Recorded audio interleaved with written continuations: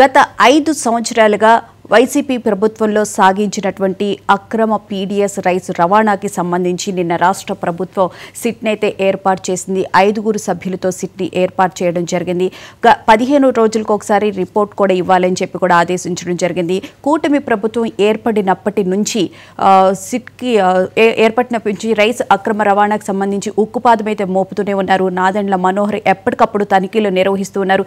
ఎంత తనిఖీలు నిర్వహించినప్పటికీ అక్రమ రవాణా మీద ఉక్కుపాదం మోపుతున్నప్పటికీ రైస్ అక్రమ రవాణా అయితే తరలిపోతుంది. ఇది ఒక పెద్ద మాఫియాగా అయితే ముందుకు వెళుతుంది. ఇక ఈ రోజు మరి సెకండ్ టాపిక్ చూసుకుంటే కనుక తెలంగాణ తల్లి విగ్రహానికి సంబంధించి కాంగ్రెస్ బీఆర్ఎస్ నేతలు ఒకరికొకరు ఆర్గ్యూ అయితే చేసుకుంటున్నారు. తెలంగాణలో ప్రభుత్వం మారినప్పుడల్లా రాజకీయాలు మారుతూ ఉంటాయా, తెలంగాణ విగ్రహం అది తెలంగాణ తల్లిదా లేకపోతే కాంగ్రెస్ దా అని చెప్పి కూడా బీఆర్ఎస్ నేతలు ఆర్గ్యూ చేస్తున్నారు. ఈ 2 టాపిక్స్ మీద ఇవాళ డిబేట్లో చర్చించుకుందాం. ముందుగా ఫస్ట్ టాపిక్ వచ్చేసి పీడీఎస్ రైస్ కి సంబంధించి ప్రభుత్వం అయితే సిట్ ఉక్కుపాదం అయితే మోపింది.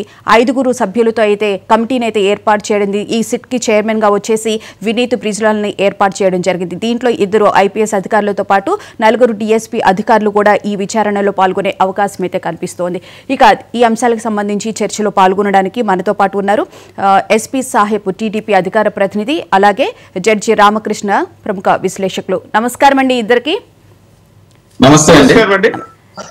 ముందుగా సాహెబ్ గారు చెప్పండి, ప్రభుత్వము ఒక మంచి నిర్ణయం అయితే తీసుకుంది. పీడీఎస్ రైస్ అక్రమ రవాణాకు సంబంధించి సిట్ని అయితే ఏర్పాటు చేయడం జరిగింది. సో సిట్ విచారణ అతి త్వరగా ప్రారంభమవుతుంది అని చెప్పి ప్రజలు కూడా ఆతృతగా ఎదురు చూస్తున్నారు. కూటమి ప్రభుత్వం ఏర్పాటైనప్పటి నుంచి కూడా ఉక్కుపాదం మోపుతున్నప్పటికీ ఎన్నో కొన్ని విషయాలు అయితే బయటకు వస్తూనే ఉన్నాయి. మరి టీడీపీ స్టాండ్ ఎట్లా ఉండే అవకాశం ఉంది? మేడం, తమరికి అదేవిధంగా ప్యానెల్ లో ఉన్నటువంటి మిత్రులు రామకృష్ణ గారికి, వీక్షకులందరికీ కూడా నమస్కారం అండి. ఇప్పుడు మనం ఈ మధ్య కాలంలో చూసాం, ఏదైతే పేదవారికి ఇచ్చేటువంటి బియ్యాన్ని అక్రమంగా తరలించేసి ఇక్కడి నుంచి దేశ విదేశాలు తరలిస్తున్నారు. వాస్తవంగా దీని మీద గతంలోనే నాదెండ్ల మనోహర్ గారు వెళ్ళి సెంట్రల్ బిజినెస్ కమిటీతో పాటు వెళ్ళి అక్కడ కొంత 51,000 క్వింటాల బియ్యం సీజ్ చేసిన మాట మన అందరికీ తెలిసినటువంటి విషయమే. కానీ రీసెంట్ గా పవన్ కళ్యాణ్ గారు వెళ్ళి కూడా అక్కడ ఎందుకు అసలు అవకతవకలు జరుగుతున్నాయని వెళ్ళినప్పుడు విస్తుపోయే నిజాలు బయటకు వచ్చినాయి. వాస్తవంగా డిప్యూటీ సీఎం పవన్ కళ్యాణ్ గారిని అసలు కాకినాడ పోర్టులోకి లోనికి వెళ్ళడానికి అనుమతించినటువంటి సందర్భం చూశారు ఆయన. అక్కడ ఉన్నటువంటి అధికారులతో మాట్లాడినప్పుడు ఏమన్నారంటే, లేదండి లోనికి వెళ్తానికి లేదు, ఇవాళ తుఫాన్ ఉందండి, మీరు వెళ్తే ఇబ్బంది పడతారు, మీరు వెళ్ళటానికి లేదండి అని అన్నారు. కానీ అక్కడ వాస్తవ పరిస్థితులు ఎలా ఉన్నాయంటే, ఈ బియ్యం రేషన్ బియ్యం మొత్తం కూడా మాఫియా అండి, పెద్ద మాఫియా. ఆంధ్రప్రదేశ్ రాష్ట్రంలో చిత్తూరు మారుమూల ప్రాంతాల దగ్గర నుంచి అనంతపురం కావచ్చు, ఇటు వచ్చి శ్రీకాకుళం కావచ్చు, ఈ అన్ని చోట్ల నుంచి ఈ పూలింగ్ చేసుకొచ్చేసి ఈ ఏదైతే కాకినాడ పోర్టులో అడ్డాగా మార్చుకొని అక్కడి నుంచి ఆఫ్రికా ఖండాలకు ఎగుమతి చేస్తూ ఉన్నారు. వాస్తవం ఏంటంటే అక్కడ ఈ క్రాక్ రైస్ కను ఈ రైస్ కి చాలా డిమాండ్ ఉందంటండి. 100 రూపాయలు కేజీ చొప్పున కొంటారంట. కాబట్టి దళారులు విచ్చలవిడిగా వాళ్ళు ఇష్టం వచ్చినట్టు చేస్తూ మరి పేదవాడి ఏది నోటికాడు ఉండే బియ్యాన్ని లాక్కెళ్ళిపోతున్నారు. దీంతో ప్రధానంగా మనం గమనించాల్సినటువంటి అంశం ఏంటంటే, మరి మన రాష్ట్రంలో 1,45,00,000 రేషన్ కార్డులు ఉన్నాయండి. దీంట్లో 30 లక్షలకి కేంద్ర ప్రభుత్వం బియ్యం సరఫరా చేసింది వాళ్ళకి ఫ్రీగా. మిగిలిన కార్డులకు వచ్చేసేసి రాష్ట్ర ప్రభుత్వం ఇచ్చింది. దీంట్లో కూడా ఏంటంటే కేంద్ర ప్రభుత్వం ఇచ్చేయి, రాష్ట్ర ప్రభుత్వం ఇచ్చేయి గత ప్రభుత్వంలో 2 కొలాబరేషన్ చేసేసి ఎవరికి ఎప్పుడు ఇచ్చారో తెలియనటువంటి పరిస్థితి. మీకు కరోనా సమయంలో దాదాపు 90 లక్షల కార్డులకి ఫ్రీ బియ్యం ఇస్తే 6 నెలలు జగన్మోహన్ రెడ్డి గారు ఆ బియ్యం పంచలేదండి. వాళ్ళతో పాటు రెగ్యులర్ గా ఉండేటువంటి 55 లక్షల కార్డులు కూడా మరి ఆ రోజు కేంద్ర ప్రభుత్వం సహాయ సహకారాలు అందించింది, అంటే రేషన్ ఫ్రీగా ఇచ్చింది. అవి కూడా చాలా ప్రాంతాల్లో ప్రజలకు ఇవ్వలేదు అనేది వాస్తవం. మేము చాలా సందర్భాల్లో కూడా చెప్పాం, అయ్యా కేంద్రం ఇచ్చినటువంటి బియ్యం ఎక్కడికి పోయినాయి. దీని మీద పార్లమెంట్ లో కూడా ఒక ప్రశ్న లేవనెత్తినప్పుడు లేదు ఏదైతే తెలుగు రాష్ట్రాల్లో ముఖ్యంగా మేము తెలంగాణకి దాంతో కూడా ఆంధ్రప్రదేశ్కి ఇచ్చాము, ఆంధ్రప్రదేశ్ లో అవకతవకలు జరిగినాయి అని రేషన్ బియ్యం మీద మాకు సమాచారం ఉంది, దాని మీద మేము కూడా దర్యాప్తు చేస్తున్నాం అన్నారు. మీకు రీసెంట్ గా చూస్తే ఏదైతే సిట్ వేశారో దాంతో పాటు క్రియాశీలకంగా ఇక్కడ ఏంటంటే కొంతమంది అధికారులు అప్పుడు వాళ్ళు కూడా భాగస్వామ్యులని తెలుస్తుందండి. రీసెంట్ గా నిన్న దర్యాప్తు చేస్తున్నప్పుడు పోలీస్ అధికారులు అంటున్నారు, గతంలో ఎవరైతే గ్రామీణ ప్రాంతాల్లో కావచ్చు, మండల ప్రాంతాల్లో ఉన్నటువంటి పీడీఎస్ రైస్ మళ్లించే వాళ్ళలో అధికారుల పాత్ర కూడా ఉంది, వాళ్ళ ప్రమేయం కూడా ఉండటం వల్లే ఇంత పెద్ద ఎత్తున మరి అన్యాయంగా అక్రమంగా పేదవాడి నోటికాడ బియ్యాన్ని సరఫరా చేశారు అంటున్నారు. మేమేమంటామంటే ఇస్తుపోయే నిజాలు కొన్ని వస్తున్నాయండి. 51,000 క్వింటాలు నాదెండ్ల మనోహర్ గారు వెళ్ళినప్పుడు సీజ్ చేశారు. నిన్న పోర్ట్ లో ఉన్నటువంటి బియ్యం దాదాపు దాంట్లో నుంచి సగం బియ్యం పోర్ట్ లో షిప్ లోకి వెళ్ళిపోయింది. ఏ విధంగా వెళ్ళని? అధికారుల ప్రమేయం లేకుండా వెళ్తాయి. అక్కడ అధికారులతో పాటు ఏదైతే గత ప్రభుత్వంలో ఉన్నటువంటి వైసీపీ పెద్దల యొక్క వాళ్ళ పాత్ర కూడా దీని మీద ఉంది. మీకు ఆ పోర్టు విషయానికి వెళ్ళినప్పుడు కూడా ఇప్పుడు ఆ పోర్టును ఆక్రమించుకున్న విషయాలు కూడా బయటకు వస్తుంది. కేవీ రావు గారు కూడా సిఐడి వాళ్ళకు ఒక పిటిషన్ విచారణ చేయమని ఇచ్చాడండి. నన్ను అక్రమంగా అన్యాయంగా జగన్మోహన్ రెడ్డి అండ్ విజయసాయి రెడ్డి వీళ్ళందరూ కలిసి నా కణితి మీద గన్ పెట్టి నా ఆస్తిని ఆక్రమించుకున్నారు. వాస్తవంగా పోర్టుకు సంబంధించి 3,600 కోట్లది ఈజీగా అర్పణంగా కొట్టేశారండి. ఏ విధంగా కొట్టేస్తారండి? ఈ సెజ్ లో ఎకరం అంటండి 29,973 రూపాయలకు కొన్నారంట వాళ్ళు, అరవిందో వాళ్ళు. ఏ విధంగా ఇస్తారండి? దీన్ని ప్రధానంగా మనం చూసుకుంటే ఏంటంటే ఇక్కడ ఈ సెజ్ కు సంబంధించి ఏదైతే కేవీ రావు గారు ఆయన ఆరోపణలు చేస్తూ సిఐడి వాళ్ళకి ఇచ్చాడో దాని మీద సమగ్రమైనటువంటి దర్యాప్తు చేస్తే అధికారులు కూడా విసిపోయే నిజాలు బయటకు వస్తున్నాయండి. వాస్తవంగా కాకినాడ సీపోర్టు, కాకినాడ సెజ్ రెండండి. కాకినాడ సీపోర్టుకు సంబంధించినటువంటి అంశాల్లో ప్రధానంగా చూసుకుంటే ఏంటంటే 494 కోట్లకి 2,500 కోట్ల రూపాయలు ఆస్తిని. రైట్, కాకినాడ పోర్టుకు సంబంధించి మళ్ళీ మాట్లాడదామండి. ఒకసారి రామకృష్ణ గారితో కూడా మాట్లాడదాం. రామకృష్ణ గారు నమస్తే అండి. నమస్కారం మేడం. ప్రభుత్వం అయితే ఒక ఎఫిషియన్సీగా తీసుకుని సిట్ని అయితే ఏర్పాటు చేయడం జరిగింది. ఇప్పుడే బియ్యం అక్రమ రవాణాకు సంబంధించి ఆల్రెడీ 13 కేసులు అయితే నమోదవటం జరిగింది. ఈ నేపథ్యంలోనే సిట్ను కూడా నిన్న రాష్ట్ర ప్రభుత్వం ఏర్పాటు చేయడం జరిగింది. సిట్ చైర్మన్ గా వినీత్ బ్రిజ్రాల్ని నియమించడం జరిగింది. మీరేమంటారు? మేడం, ముఖ్యంగా మీకు ప్యానల్ లో ఉన్న మిత్రుడు సాబ్జానికి నమస్కారం అండి. అదే ఇక్కడ ఒకటి గమనించాలండి. ఈ రోజు కూటమి ప్రభుత్వం ఒక సిట్ ని ఏర్పాటు చేయడమే కాదండి, అసలు ఈ యొక్క కుట్ర అంటే ఈ స్మగ్లింగ్ లో ప్రధాన పాత్ర పోషించినటువంటి వ్యక్తులు, అదే విధంగా దీనికి వ్యవస్థీకృత నేరం అని పేరు పెట్టిన తర్వాత ఇది చాలా రోజుల నుంచి జరుగుతూ ఉన్నదన్నది అందరికీ అర్థమైపోయింది. ఒకటి గమనించాలండి, 2017వ సంవత్సరంలోనే ఆనాటి తెలుగుదేశం పార్టీ ప్రభుత్వము ఒక ఆహార కమిషన్ ఏర్పాటు చేసింది. ముఖ్యంగా ఈ పీడిఎస్ అక్రమ రవాణా సంబంధించి విచారణ చేయమని ఆ రోజు జేఆర్ పుష్పరాజు గారి యొక్క నేతృత్వంలో 5 మంది సభ్యులతో కూడినటువంటి కమిషన్ ఏర్పాటు చేసి ఈ యొక్క ఏదైతే పీడిఎస్ బియ్యం అక్రమంగా స్మగ్లింగ్ చేస్తున్నారో, ఏ విధంగా స్మగ్లింగ్ చేస్తున్నారో, దానికి ఎవరెవరు సహకారం అందిస్తున్నారో వాళ్ళందరిపైన చర్యలు తీసుకునే విధంగా ఆ రోజు తెలుగుదేశం పార్టీ ప్రభుత్వము ఏర్పాటు చేయడం జరిగింది. మరి 2017లోనే కమిషన్ ఒక రిపోర్ట్ ఇచ్చింది. చాలా అక్రమాలు జరుగుతున్నాయి, పలానా వ్యక్తులు చేస్తున్నారు. అందులో ముఖ్యంగా ద్వారంపూడి చంద్రశేఖర్ రెడ్డి గారికి సంబంధించినటువంటి 40 మంది పైన ఆ రోజు అభియోగాలు నమోదు చేసి విచారణ చేశారు.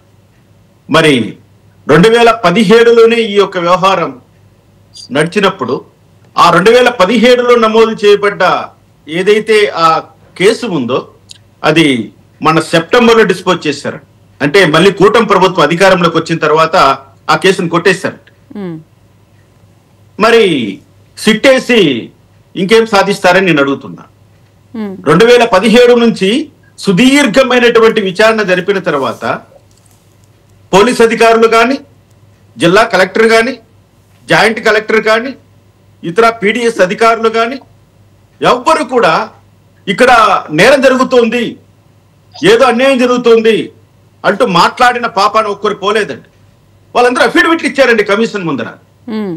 మీరు అంటున్నట్లుగా ఎటువంటి ఆ రోజు ఏదో పేపర్లో వచ్చే న్యూస్ దాన్ని సుమోటుగా తీసుకుంటుంది ఆనాటి తెలుగుదేశం పార్టీ ప్రభుత్వం. పేపర్లో వచ్చినటువంటి క్లిప్పింగ్, మన మీడియా ద్వారా వచ్చినటువంటి ఆ న్యూస్ ఐటమ్ ని సుమోటోగా తీసుకొని ఈ ఆహార కమిషన్ ఏర్పాటు చేసింది ఆ రోజు తెలుగుదేశం పార్టీ ప్రభుత్వం. మరి ఆ సుమోటోగా ఏర్పాటు చేసినటువంటి ప్రభుత్వమే సుమోటోగా రికార్డ్ చేసినటువంటి కేసులో ఆనాటి ప్రభుత్వంలో పనిచేస్తున్నటువంటి కలెక్టర్లు, జాయింట్ కలెక్టర్లు, ఈ ఇతరత్ర అధికారులు ఇక్కడ ఏం జరగలేదండి. మీరు అంటున్నట్లుగా ఏమీ లేదండి, నేరమే లేదండి. ఎవరు కూడా లోపమంటారా, అధికారుల్లో లోపమంటారా రామకృష్ణ గారు? నేను అంటున్నది ఆన్ రికార్డ్ మాట్లాడుతున్నా, ఆన్ రికార్డ్ చెప్తున్నా. 2017లో ఏర్పాటు చేసిన ఆహార కమిషన్ ముందు జిల్లా కలెక్టర్లు ఏమని సమాధానం చెప్పారు? నేరమే జరగలేదని చెప్పారు. ఆ కేసు కొట్టేసింది ఎప్పుడు? నిన్న లేక మొన్న సెప్టెంబర్లో కూటమి ప్రభుత్వం వచ్చిన తర్వాత. మరి కూటమి ప్రభుత్వంలోనే కేసు కొట్టేయబడింది అంటే ఈ కూటమి ప్రభుత్వము అలసత్వం అనుకోవాలా, లేకపోతే వీళ్ళు కూడా కుమ్మక్కయ్యారనుకోవాలి? ఇప్పుడు మరి ఒక సిట్ ఏర్పాటు చేశారు. నిన్న లేక మొన్న పవన్ కళ్యాణ్ గారు పోర్టుకు వెళ్ళడము, ఆయన అంచెలు చేయడము, ఇక్కడ ఏదో జరిగిపోతుందంటూ ప్రచారం చేయడం వల్ల దీనికి ఇంత ప్రాముఖ్యత ఈ రోజు ఇచ్చారు. ఆ రోజు ఇచ్చారు 2017లో, కానీ ప్రయోజనం లేకుండా పోయింది. మరి ఈ రోజు ఈ సిట్ ఏం తెలుస్తుంది అనేది ఇక్కడ ప్రజలందరూ కూడా ఎదురు చూస్తున్నారు. అంటే ఇప్పటికే 13 కేసులు కూడా నమోదైన ఆ ఎఫ్ఐఆర్ కి సంబంధించి కూడా ప్రతి 15 రోజులకు ఒకసారి అప్డేట్ ఇవ్వాలని చెప్పి కూడా ముఖ్యమంత్రి ఆదేశించారు. అయినా సరే మీకు నమ్మకం అనేది కుదరట్లేదంటారా? 2017లో జరిగిన సంఘటనను ఈ రోజు ఉదహరిస్తే ఎవరికి నమ్మకం వస్తుంది నేను అడుగుతున్నా. ఈ కేసును విచారణ చేయవలసినటువంటి జిల్లా కలెక్టర్లు ఏదైతే ఆహార భద్రతా చట్టం ఏదైతే ఉందో ఆహార భద్రతా చట్టాన్ని ఎందుకు తీసుకొచ్చారో, ఆహార భద్రతా చట్టం యొక్క ప్రాముఖ్యత ఏమిటో ఈ దేశంలో ఉన్న ప్రతి ఒక్కరికి తెలిసినప్పటికీ ఆ ఆహారాన్ని మన దేశం నుంచి విదేశాలకు తరలించి దాన్ని క్యాష్ చేసుకున్నటువంటి పెద్ద మనుషులు మీ కళ్ళ ముందర ఉన్నారా లేదా? ఆ రోజే ద్వారంపూడి చంద్రశేఖర్ రెడ్డి పేరు బయట పెట్టారా లేదా? 2017 నుంచి 2024 వరకు మరి ప్రభుత్వంలో ఉన్నటువంటి అధికారులే కదండి. ఒకవేళ వ్యక్తి మారచ్చు కానీ ఆ పోస్ట్ మారదు కదా. నేను అదే అడుగుతున్నా. అంటే ఏంటి ఇక్కడ 2017లోనే మీకు విషయం మీ దగ్గర ఉంది. ఆ రోజు తెలుగుదేశం పార్టీని నడిపించింది కూడా ఈనాటి ముఖ్యమంత్రి చంద్రబాబు నాయుడు గారే. ఆ రోజు కూడా విచారణకు ఆదేశం చేసింది చంద్రబాబు నాయుడు గారే. ఆయన ప్రభుత్వంలో ఉన్నటువంటి కలెక్టర్లే చెప్పారు ఇక్కడ ఎటువంటి నేరము అన్యాయము జరగలేదని. అఫిడవిట్ రూపంలో కమిషన్ ముందర ఇచ్చారు. అది ఇచ్చారా లేదా? అది సమగ్రమైన విచారణ జరగదు అని చెప్పి మీరు భావిస్తున్నారా? ఏ మాత్రం జరగదండి. ఇటువంటి సిట్లు ఎందుకు ఏర్పాటు చేస్తారంటే నిన్న లేక మొన్న చూసాం తిరుపతి తిరుమల లడ్డు విషయంలో ఏం జరిగింది? 4 రోజులు ముచ్చట. తర్వాత ఎవరికి వారు సర్దుకున్నారు. ఎక్కడ విషయం అక్కడ విచారణ ప్రారంభించారు కదా, విచారణ చేస్తున్నారు కదా. ఎన్ని రోజుల తర్వాత చేస్తారండి? ఎన్ని రోజులు చేస్తారు? ఏం చెప్తున్నారు? ఎక్కడ జరుగుతుంది విచారణ? మీ దగ్గర ఏమైనా రిపోర్ట్లు ఉన్నాయా? మీ మీడియా దగ్గర విచారణ జరుగుతుందని ఎవరైనా విట్నెస్లు ఏమైనా ఎగ్జామ్ చేశారా? టెక్నికల్ ఎవిడెన్స్ ఏమైనా తీసుకున్నారా? తిరుపతి లడ్డు విషయంలో ఎక్కడిదక్కడ వదిలేశారు కదా. ఇది కూడా అంతే. ఇక్కడ సిట్ ఏర్పాటు చేసినా లేకపోతే సిబిఐ ఎంక్వైరీ చేసినా జస్ట్ ఓన్లీ కంటి తురుపు చర్యలు మాత్రమే ఇవన్నీ. దీనికి రిజల్ట్ రాదు. రిజల్ట్ వచ్చేట్టుగా ఉంటే 2017లో చంద్రబాబు నాయుడు గారు ముఖ్యమంత్రిగా ఉన్నప్పుడు చేసినటువంటి ఆ విచారణ ఎందుకు కొట్టేశారు కేసు? అది ఎవరు తప్పు చేయలేదని ఎందుకు వాళ్ళకి క్లీన్ చిట్ ఇచ్చారు? అది చెప్పండి ముందు. ఇప్పుడు రేషన్ బియ్యం అన్నది అక్రమంగా 1000 కోట్లు సంపాదించారని మీరు చెప్తున్నారు. 1000 కోట్లు సంపాదించినటువంటి ఆ వ్యక్తుల పేర్లు బయట పెట్టండి. ఆ వ్యక్తిని అరెస్ట్ చేయండి. పారదర్శకంగా విచారణ చేసి ప్రజలకు న్యాయం చేయండి. అంతేకాని ఇటువంటి డైవర్ట్ పాలిటిక్స్ చేస్తూ కేవలం ప్రజల ముందర మాత్రం నటిస్తూ కమిషన్లు వేస్తూ సిఐడిలు ఎంక్వైరీలు వేస్తూ సిట్ ఎంక్వైరీలు వేస్తూ మీరు సాధించేది కేవలం మీ జేబులు నింపుకోవడమే. 5 సంవత్సరాల పాలన చేసిన ప్రభుత్వం 5 సంవత్సరాల్లో కొన్ని లక్షల కోట్లు దోచేస్తుంది ప్రజల సొత్తు. ఆ దోచేసిన లక్షల కోట్ల నుంచి మీ భాగం మీరు రాబట్టుకుంటారంతే. మళ్ళీ మీరు అధికారంలోకి వచ్చిన తర్వాత ప్రతిపక్షమైనా అది పాలకపక్షమైనా చేస్తున్నటువంటి దుర్నీతి ఇది. ప్రజలను మభ్యపెట్టే ఒక కార్యక్రమం ఇది. చెప్పండి. ఓకే, జనసేన అధికార ప్రతినిధి వివేక్ గారు కూడా మనతో జాయిన్ అయ్యారండి స్టూడియోలో. వారిని అడిగి మాట్లాడిన తర్వాత మళ్ళీ మీతో మాట్లాడతాను. వివేక్ గారు నమస్తే అండి. సో రామకృష్ణ గారు ఆరోపిస్తున్నారు 2017లో కూడా కలెక్టర్లు ఏమీ లేదు అని చెప్పి రిపోర్ట్ ఇచ్చారు అని చెప్పి. కానీ అక్కడికి డిప్యూటీ సీఎం పవన్ కళ్యాణ్ గారు వెళ్ళిన తర్వాతే పీడిఎస్ రైస్ అక్రమ రవాణాకి సంబంధించి ఒక కదలిక వచ్చింది. నాదెండ్ల మనోహర్ గారు వెళ్ళి చేస్తున్నప్పటికీ తనిఖీలు వచ్చింది అని చెప్పి అని అంటూ ఉన్నారు. సో నిన్న రాష్ట్ర ప్రభుత్వం అధికారికంగా సిట్ను కూడా ఏర్పాటు చేయడం జరిగింది. మరి పారదర్శకంగా ఈ విచారణ జరుగుతుంది అని చెప్పి మీరు భావిస్తున్నారా? అంటే 2 విషయాలు మేడం. గతం తాలూకు ప్రభుత్వపు ఆలోచనలు కావచ్చు, లేకపోతే అధికారుల తీరు కావచ్చు, ముఖ్యంగా ఇందులో మనము క్వశ్చనబుల్ అవుతుంది. అయితే ఇప్పుడు రామకృష్ణ గారు మాజీ జడ్జిగా కూడా పనిచేశారు కాబట్టి ఆ కేసుకు సంబంధించిన ఏదో కేసు కొట్టేశారన్నారు.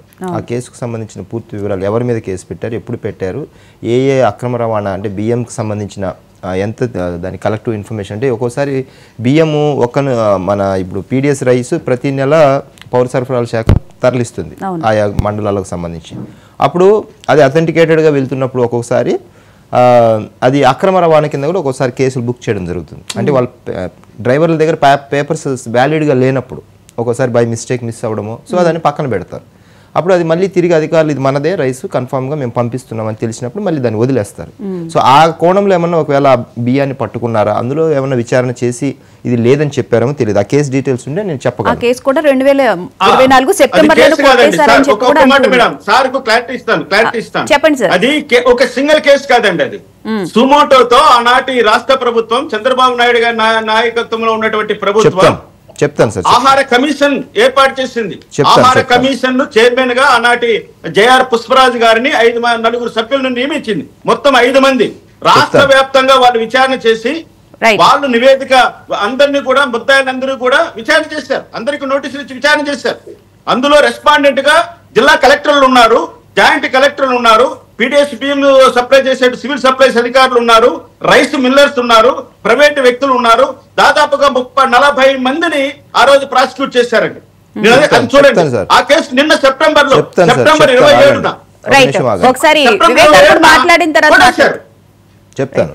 ఇప్పుడు గతం ప్రభుత్వంలో ఒకవేళ అలాంటి వాసనలు ఉంటే 19-24 మధ్య ఉన్న గత గవర్నమెంట్కు సంబంధించినవి చాలా అంశాల్లో అంటే వ్యవస్థలని తమ గుప్పెట్లో పెట్టుకొని మొత్తం నీరుగార్చే కార్యక్రమం జరిగింది. అధికారులను ఎవరైనా సరే మాకు లోబడి వినకపోతే ఇప్పుడు సాక్షాత్తు ఎన్నో కేసుల్లో బయటకు వస్తున్న కేసుల్లో బియాండ్ ద లా వెళ్ళారు. సాక్షాత్తు ఐపీఎస్ స్థాయిలు, ఐఏఎస్ స్థాయిలు వ్యక్తులు. సో వారికి సంబంధించిన మూలాల ద్వారా కొన్ని జరిగిన తప్పులకు సంబంధించినవి ఒకవేళ సార్ చెప్పినట్టు 2015 టైంలో కూడా ఒకవేళ జరిగి ఉండింటే, 17లో జరిగి ఉండింటే దానికి సంబంధించినవి ఒకవేళ ఈ కేసుకు సంబంధించినవి ఏదైనా తీర్పు వచ్చింది, కోర్టులకు సంబంధించినవి ఒకవేళ తీర్పు వచ్చిందంటే కన్నా మనం దాన్ని కొట్టేసినారంటే దానికి సాక్ష్యాధారాలు లేకుండా జరగదు. సో ఆ కేసును పక్కన పెడితే ఈ కూటమి ప్రభుత్వం అధికారంలోకి వచ్చిన తర్వాత ముఖ్యంగా కళ్యాణ్ గారు ప్రతి శాఖకు సంబంధించినది, పౌర సరఫరాల శాఖ మా పార్టీకి సంబంధించిన నాదెండ్ల మనోహర్ గారు చూస్తున్నారు కాబట్టి అంటే అన్ని శాఖల మీద కళ్యాణ్ గారి ముద్ర ఉంది, పరోక్షంగా ప్రత్యక్షంగా. ముఖ్యంగా పీడిఎస్ రైస్కు సంబంధించినవి 1000 కోట్ల వ్యాపారం, జనం సొమ్ములు ముఖ్యంగా. అది ప్రజలకు ఉపయోగపడట్లేదు, ప్రభుత్వ ఖజానాకు దాని నుంచి నష్టం జరుగుతోంది. ముఖ్యంగా అది అక్రమ రవాణా జరుగుతూ ఇతరులు లబ్ధి పొందుతున్నారు. ఇది చాలా ముఖ్యమైన అంశం. 43,000 కోట్ల రూపాయల వ్యాపారం ఒక సంవత్సరానికంటే చాలా చిన్న విషయం అది కాదు. సో శిక్షలు తక్కువ, ఇందులో దానికి సంపాదించుకునే అక్రమ రవాణా డబ్బు ఎక్కువ. సో అందరి కళ్ళు దాని మీద ఉండడం వల్ల ఇది ఒక వాటాల కింద వేసుకొని జరుగుతున్న కార్యక్రమంగా కొన్ని దశాబ్దాలుగా జరుగుతుంది. అయితే ఈ తేనె తుట్టను కదపగలిగిన వ్యక్తి కళ్యాణ్ గారు, కదిపారు. దీంట్లో ఈ కూటమి ప్రభుత్వం వచ్చిన తర్వాత ఒకవేళ తప్పులు జరగడానికి ఆస్కారం ఒక గత ప్రభుత్వాలు ఏవైనా కావచ్చు, అవకాశం ఉండింటే ఈసారి అలాంటివి జరగవు.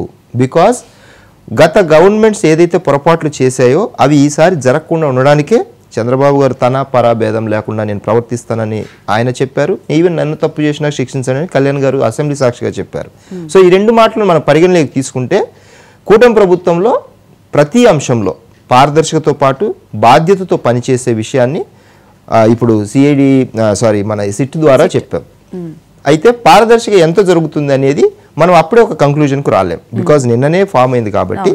తర్వాత అరెస్టులు చేయండి వెంటనే అంటున్నారు. ఇప్పుడు మన విచారణ లేకుండా మీకు తెలుసు కాబట్టి చట్ట పరిధి మీద ఏం జరుగుతుంది, చట్ట పరిధిలో ఏం చేస్తే శిక్షలు పడతాయి. ఇప్పుడు పోలీసులు విచారణ లేకోకుండా మనం ఎలా వెంటనే అరెస్ట్ చేస్తాం? ఒకవేళ అరెస్ట్ చేసినా విదిన్ నో టైం వాళ్ళు బయటకు వస్తారు. మన దగ్గర ముందు ఆధారాలను క్రోడీకరించాలి.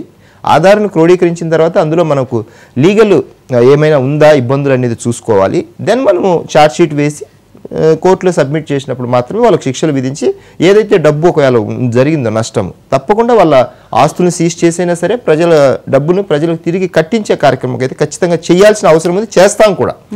ఇంకొక ముఖ్యమైన విషయంకు సంబంధించి టీటీడీ కూడా అన్నారు సార్. టీటీడీలో ఏం జరిగింది, టీటీడీకి సిట్ విచారణ వేసాము. కేంద్ర ప్రభుత్వం సంస్థకు సంబంధించిన 2 అధికారులు ఆన్ ద వే ఆల్రెడీ గ్రౌండ్లో తిరుగుతున్నారు. మీకు మేబీ ఇన్ఫర్మేషన్ రాలేదేమో, టీటీడీలో జరుగుతుంది ఆల్రెడీ. టీటీడీలో ప్రతి అణువున వాళ్ళు ఆధారాలు సేకరిస్తున్నారు. గత ప్రభుత్వం తాలూకు ఏం జరిగింది, నిజంగా కల్తీకి సంబంధించిన ప్రతి అంశంలో ఆధారాలు సేకరిస్తున్నారు. వాళ్ళ పని వాళ్ళు జరుగుతుంది సార్, సైలెంట్గానే జరుగుతుంది. మనం మీరు అడిగిన ప్రశ్నలకు ఇది దీంట్లో పారదర్శకత మనం చూడొచ్చా అనే క్వశ్చన్కు సారు నాకు నమ్మకం లేదు అని అంటున్నారు. గతం తాలూకు ప్రభుత్వ వాసనలతో అధికారులు ఒకవేళ ఉండింటే మీకు ఒకవేళ నమ్మకం ఉండకపోవచ్చు, కానీ ఖచ్చితంగా కూటమి ప్రభుత్వంలోని అధికారులకు ఇప్పుడు బాధ్యతతో పాటు ఒక పారదర్శకత, ప్రజల యొక్క డబ్బును తిరిగి ప్రజలకు ఎంత బాధ్యతతో పనిచేయాలనే విషయాన్ని నొక్కి వక్కాణిస్తున్నాము. దానికి సంబంధించిన గత ప్రభుత్వం తాలూకు ఆలోచనలు ఉన్న అధికారులు కూడా ఇప్పుడు ఒక్కొక్కరుగా సెట్ అవుతున్నారు. సో ఖచ్చితమైన పారదర్శకతో పాటు బాధ్యతతో పాటు ప్రజలకు అకౌంటబిలిటీ అనేది ఖచ్చితంగా మేము ఈ కూటమి ప్రభుత్వం అనేది ఈ పీడిఎస్ రైస్ దీంట్లో ఉన్న అక్రమార్కులను ఖచ్చితంగా వెలికి తీస్తాము. ఎందుకంటే ఇది ఒక వ్యవస్థీకృత నేరం లాగా ఒక ప్లాన్డ్గా జరుగుతున్న ప్రతి సంవత్సరం కావచ్చు, ప్రతి నెల కావచ్చు, అందరూ అంటే నేను పేర్లు చెప్పలేను కానీ అధికారులు కింద నుంచి పై వరకు అందరికీ దీంట్లో వాటాలు ఉంటాయి. లేకపోతే అంత పోర్ట్ ఏరియాలలో అంత ఆషామాషిగా ఇన్ని వేల కోట్ల వ్యాపారం జరగదు. అయితే ఇది ప్రజల డబ్బు. అయితే ఒకటి ప్రజల ఈ పీడిఎస్ రైస్ని ఒకవేళ ఇంకొక 1800 కోట్లు మన రాష్ట్ర ప్రభుత్వం ఖర్చు పెట్టగలిగితే సన్న బియ్యమే అందరికీ ఇవ్వచ్చు. అసలు ఈ రైసే ఇంతకుముందు వాడుకోలేని పరిస్థితి వల్ల ఇది జరుగుతుంది కదా. సో ప్రతి సంవత్సరం ఒక 1800 కోట్ల ఖజానాకు అదనంగా పడుతుందని కోణంలో ఒకవేళ గవర్నమెంట్ వదిలేసుకుంటే ఖచ్చితంగా అందరూ ఎగబడి కొంటారు, అందరు ఇళ్లలో వాడుకుంటారు. ఫస్ట్ పాయింట్, అక్రమ రవాణా అనేది పూర్తిగా అయిపోతుంది. అది కాకపోతే ఒకవేళ నగదు బదిలీ అనేది ఏదైతే మా అధినేత 2019లో అన్నారో ఆ ఆలోచన కూడా ఒకవేళ ఇంప్లిమెంట్ చేస్తే బియ్యానికి సంబంధించినది ఇది పూర్తిగా కూడా కనుమరుగైపోతుంది. అసలు అక్రమ పీడిఎస్ రైస్ గురించి అక్రమాలు జరుగుతున్నాయని వెలికి తీస్తే కాకినాడ పోర్టు కూడా వచ్చింది. సో దానికి సంబంధించి కూడా ఎంక్వైరీ వేయటం జరిగింది. సో సాహిబ్ గారితో ఒకసారి మాట్లాడదాం. సాహిబ్ గారు, ఇందాక రామకృష్ణ గారు మాట్లాడుతూ 2017లో సుమోటోగా తీసుకున్నటువంటి కేసును నీరుకారు చేశారు, అది మొన్న సెప్టెంబర్లో దాన్ని నీరుకారు చేశారు అని చెప్పి అంటూ ఉన్నారు. మరి ఈసారైనా సిట్ విచారణ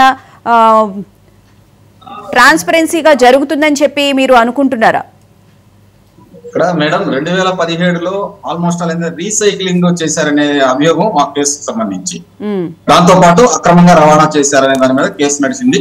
సుదీర్ఘకాలం చేసిన తర్వాత దాని మీద వాదోపవాదాలు అయిన తర్వాత మీకు తెలిసినటువంటి అంశమే, మాఫియా వాళ్ళు కోర్టులో మరి ఏదైనా సబ్మిట్ చేయాలంటే ఆధారాలు కావాలి కాబట్టి ఆధారాలు లేకుండా బహుశా చేసి ఉండొచ్చాము, అనుమానాలు వ్యక్తం చేస్తున్నాం మేము కూడా. కాకపోతే ఇక్కడ గమనించాల్సినటువంటి అంశం ఏంటంటే, కూటమి ప్రభుత్వం భాగస్వామ్యంలో ఉన్నటువంటి పవన్ కళ్యాణ్ గారు, అదేవిధంగా నాదెండ్ల మనోహర్ గారు వాళ్ళు ఆన్ సైట్ అక్కడికి వెళ్ళిపోయి ఏ విధంగా ఈ బియ్యం అవకతవకలు జరుగుతున్నాయి దాని మీద ఒక టీమ్ తో మాట్లాడి ఆ రోజే పవన్ కళ్యాణ్ గారు వెళ్ళిన రోజు సిఎస్డి స్థాయి అధికారిని సస్పెండ్ చేశారు.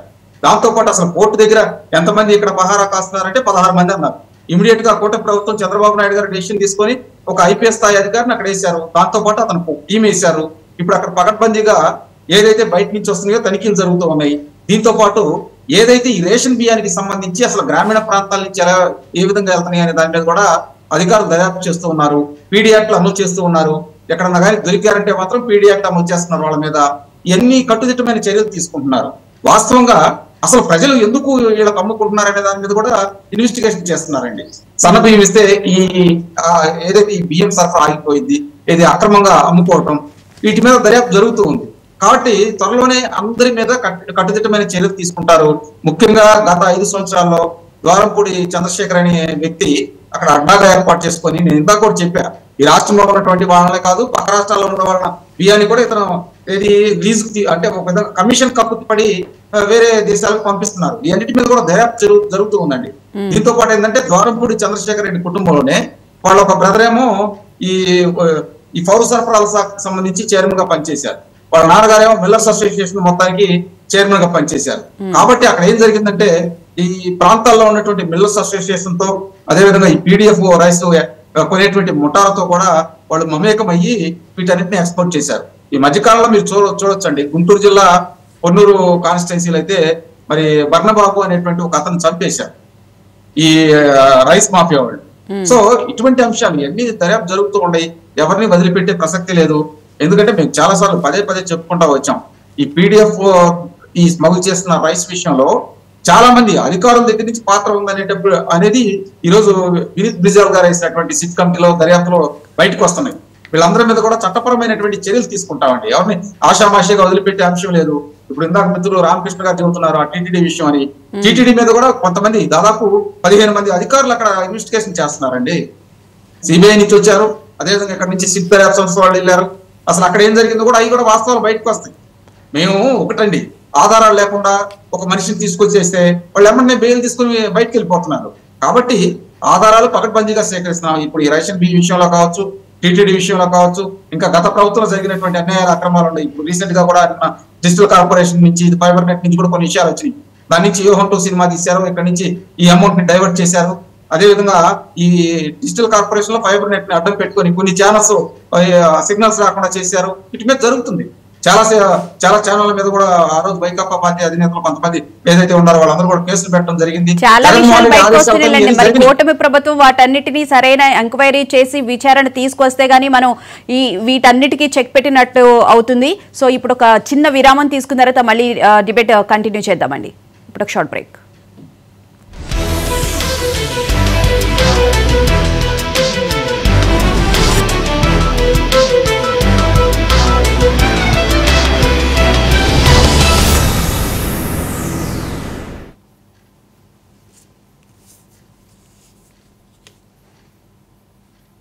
రామకృష్ణ గారు, ఇప్పుడు సాహెబ్ గారు చెప్పినట్లు సక్రమంగా ఎంక్వైరీ జరుగుతుంది అని చెప్పారు. వివేక్ గారు కూడా 1800 కోట్ల రూపాయలు ప్రభుత్వం కనుక ఖర్చు చేస్తే సన్న బియ్యాన్నే పేదవారికి ఇవ్వచ్చు అని చెప్పారంటున్నారు. అసలు పేదవారికి ఈ పీడిఎస్ రైస్ ఇవ్వకుండా ఈ సన్న బియ్యాన్ని ఇస్తే ఈ అక్రమ తరలింపు అనేది ఉండదు అని చెప్పి అనుకోవచ్చు అంటారా?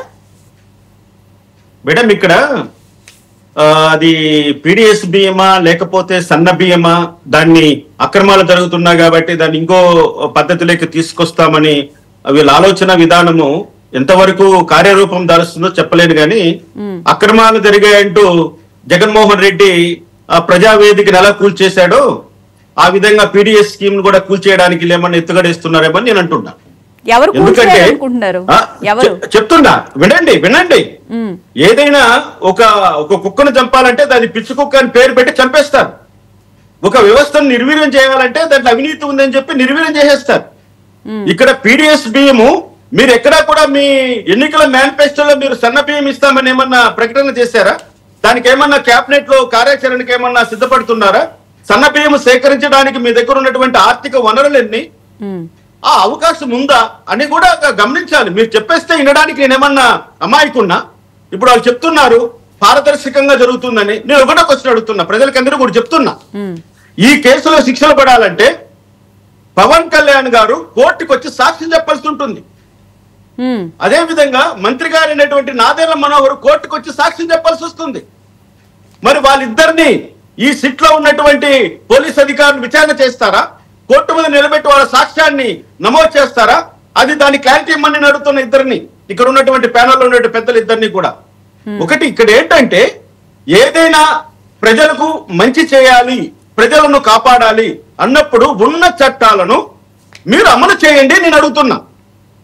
మీరు కొత్త చట్టాలు చేయవలసిన అవసరం లేదు, మీరు కింద మీద పడి ఎక్సర్సైజ్ చేయాల్సిన అవసరమూ లేదు, మీరు అనేక రకాలుగా కమిషన్లు వేయడం అవసరమూ లేదు, సిట్లు ఏర్పాటు చేయాల్సిన అవసరమూ లేదు. అన్ని చట్టాలు మనకంటే ముందు మనం పరిపాలించిన బ్రిటిషర్స్ చాలా మంచిగా చట్టాలు తయారు చేసి మనకి ఇచ్చిపోయారు. కానీ మనము స్వతంత్రం తెచ్చుకొని చట్టాలను తొంగల తొక్కేసాం అంతే. చట్టాన్ని చట్టంగా అమలు పరిచినప్పుడు చట్టంలో ఇంతవరకు ఉన్నటువంటి అంశాలను మీరు ఎటువంటి బేషజం లేకుండా, మీరు ఎటువంటి కుట్ర లేకుండా అమలు పరిస్తే, అది ఏ ప్రభుత్వమైనా కావచ్చు, కూటమి ప్రభుత్వమైనా, జగన్మోహన్ రెడ్డి ప్రభుత్వమైనా, ఇంకో ప్రభుత్వమైనా, చట్టాన్ని ఉన్నట్లుగా అమలు చేసినప్పుడు ఇటువంటి అక్రమార్కులకు కళ్ళు మేసేయడానికి అవకాశం ఉంటుందనేది నా అభిప్రాయం. అదే వాస్తవం కూడా. అంటే మీరు ఒక జడ్జిగా పనిచేశారు, మరి చట్టం తన పని తను చేస్తుందని చెప్పి మీరు అనుకోవట్లేదా? న్యాయ వ్యవస్థ మీద నమ్మకం. మీరు బాగా అడుగుతున్నారండి. నేను జడ్జిగా పనిచేశాను కాబట్టి చట్టం తన పని తను చేసిందా? మరి కేసులు ఎందుకు కొట్టేస్తామండి? You are utterly failed. The prosecution is not able to prove the guilt of the accused అని ప్రతి జడ్జిమెంట్ లో రాస్తాం. దే ప్రూవ్డ్ అని రాయడానికి మాకు సంవత్సరంలో 3-4 కేసులు కూడా కనపడమండి. చెప్తున్నా వినండి, ప్రజలు కూడా గమనించాలి. ఇక్కడ నేను అడుగుతున్నది ఏంటంటే, ఎవరైతే రాజకీయ ఎక్స్పోజ్ కోసం, దాన్ని ఏమంటారు, రాజకీయంగా లబ్ధి పొందడం కోసం ఇటువంటివన్నీ డ్రామాలు ఆడుతూనే ఉంటారు. కొత్తలో వచ్చిన ప్రభుత్వాలన్నీ కూడా, జగన్మోహన్ రెడ్డి కూడా అదే చేశాడు, కూటమి ప్రభుత్వం కూడా అదే చేస్తుంది. ఇంకా 6 నెలలు పోని 1 year తర్వాత ఏది కూడా, ఏ సమస్య కూడా టీవీ డిబేట్ లేక రానివ్వరు. ఇటువంటివన్నీ కళ్ళారా చూస్తున్నాం. ఇంకా చెప్పాల్సింది ఏంటంటే, మేము అడుగుతున్నాం, ఒక డిప్యూటీ సీఎం గా, is authority of the state, ఒక డిప్యూటీ సీఎం గా ఒక క్రైమ్ ఉన్న చోటుకి వెళ్ళినటువంటి ఆ వ్యక్తి స్పష్టంగా కోర్టు ముందరకు వచ్చి తను చేసిన పని తను చెప్పాలి, తనే కంప్లైనెంట్ గా ఉండాలి, తనే ఫిర్యాదుదారు. ఈ రోజు ఆంధ్రప్రదేశ్ సంబంధించి ఈ కాకినాడ పోర్టులో జరిగిన అక్రమ స్మగ్లింగ్ గురించి మాట్లాడడానికి ఏకైక అథారిటీ ఉన్నటువంటి వ్యక్తి మన డిప్యూటీ సీఎం పవన్ కళ్యాణ్ గారు. మరి ఆయన దగ్గర స్టేట్మెంట్ ఇప్పిస్తారా మీరు కోర్టులో అని అడుగుతున్నా. ఎస్, ఆయన ఇచ్చినాడంటే ఆయన కాళ్ళకు దండం పెట్టాలి. ఇంతవరకు చరిత్రలో ఏ ముఖ్యమంత్రి గాని, ఏ ఉప ముఖ్యమంత్రి గాని, ఏ మంత్రి గాని చేయనటువంటి హిస్టారికమైనటువంటి పని పవన్ కళ్యాణ్ గారు చేశారు. I'm very appreciating. బట్ కానీ అది నిలబడాలి. ఎక్కడ నిలబడాలి? టీవీ డిబేట్ లో కాదు, పేపర్లో కాదు, మీ పార్టీ ఆఫీసుల్లో కాదు. అది నిలబడిన చోట, అంటే కోర్ట్ ఆఫ్ లా ముందు ఈ వాదన వీగిపోకుండా నిలబడాలి. ఎప్పుడైతే మీ వాదన వీగిపోకుండా పవన్ కళ్యాణ్ గారు దీన్ని కాపాడుతారో, ఆయనకు ఆంధ్రదేశ ప్రజలందరూ కూడా జేజేలు పట్టి పాలాభిషేకం చేస్తారు. ఎందుకు ఈ మాట అంటున్నానంటే, పీడిఎస్ బియ్యం ఎవరు తినట్లేదు అంటున్నారు. ఇది శుద్ధ తప్పండి. రండి, మా రాయలసీమకి రండి, ఎన్నుకబడిన ప్రాంతాలను ఒకసారి పరిశీలించండి. అందరూ కూడా ఆ రేషన్ బియ్యం పైనే బ్రతుకుతున్నారు. ఆ రేషన్ బియ్యం వండుకొని తింటున్నారు. ఆ పీడిఎస్ బియ్యం మీద వాళ్ళు నెల రోజులు వాళ్ళు ప్రాణాలు నిలబెట్టుకుంటున్నారు. అటువంటివి ఉన్నాయి. ఈ సన్న బియ్యం కావాలని కోరుకునే వాళ్ళు ఈరోజు సిటీలో ఉన్నారు. లగ్జరియస్ గా ఉంటుంది. ఆడి కార్ వేసుకొచ్చి రేషన్ బియ్యం తీసుకెళ్లి పక్కన అమ్ముకుంటున్నటువంటి దుష్ట దుర్మార్గులు కూడా ఈ సమాజంలో ఉన్నారు. చాలా సాక్ష్యాధారాలు ఉన్నాయి దాన్ని బట్టి. కానీ ఏదైనా ఒక దుర్మార్గాన్ని సంస్కరించాలో వచ్చినప్పుడు కొంచెం కష్టమే. దాన్ని అంత ఒక్కసారిగా వ్యవస్థీకృతమైనటువంటి దశాబ్దాలుగా జరుగుతున్నటువంటి ఈ నేరాన్ని ఒక్కసారిగా అరికట్టడము ఏ ప్రభుత్వానికి కూడా సాధ్యం కాదు. కానీ 2017లోనే తెలుగుదేశం పార్టీ దాన్ని శ్రీకారం చుట్టింది కాబట్టి 2024 సెప్టెంబర్లో ఆ కేసు కొట్టేయబడింది కాబట్టి ఆ రెండు సమయంలోనూ ఉన్నటువంటి ప్రభుత్వం చంద్రబాబు నాయుడు గారు ముఖ్యమంత్రిగా ఉన్నారు కాబట్టి నేను ఈ ప్రశ్న అడుగుతున్నాను. పారదర్శకంగా చేయాలి. ఆ అధికారులకు పూర్తి అధికారం ఇవ్వాలి. రాజకీయంగా మంత్రులు, ఎమ్మెల్యేల ఈ యొక్క ప్రమేయాన్ని తగ్గించాలి. అది సిట్ అయినా, లేకపోతే సిబిఐ ఎంక్వైరీ అయినా, లేకపోతే సిఐడి ఎంక్వైరీ అయినా, ఈ రోజు ఈ సిఐడిలు, సిబిఐలు అంటే ప్రజలు అసహించుకుంటున్నారు. ఒక్క కర్నూలులో జరిగినటువంటి అవినాష్ రెడ్డి ఎపిసోడ్ చూసిన తర్వాత అసలు ప్రజలు సిబిఐ అంటే అసహించుకుంటున్నారు. తవటలు అంటున్నారు, చేతగాని దద్దమ్మలు అంటున్నారు. ఎందుకండి ఇవన్నీ? ఎవరి కోసం? ఎవరి కన్నీళ్లు తుడవడానికా, లేకపోతే చేతులు దులుపుకోవడానికా?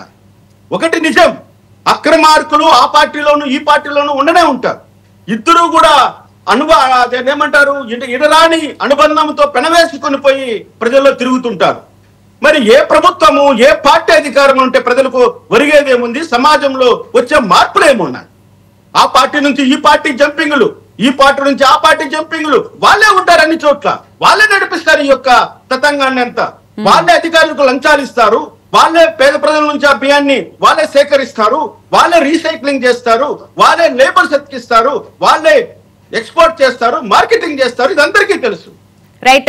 రామకృష్ణ గారు, మీరు ఒక మంచి విషయం చెప్పారు. సాక్ష్యం చెప్తారా అని చెప్పి అడిగారు. మరి దీనికి సంబంధించి వివేక్ గారిని కూడా అడుగుదాం, ఏమంటారో. వివేక్ గారు చెప్పండి. రామకృష్ణ గారు ఒక మంచి పాయింట్ చెప్పారు.